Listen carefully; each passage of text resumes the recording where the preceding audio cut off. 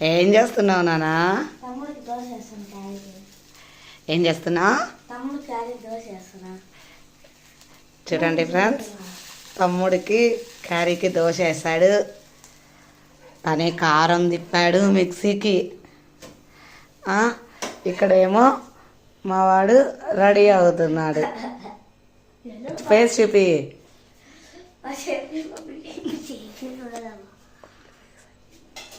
ఏం చేస్తున్నానా అన్న నీకోసం? దోశ అమ్మ దోశ పాట గుర్తొస్తుంది ఫ్రెండ్స్. మా వాడు చూడండి, దోశ అమ్మ దోశ.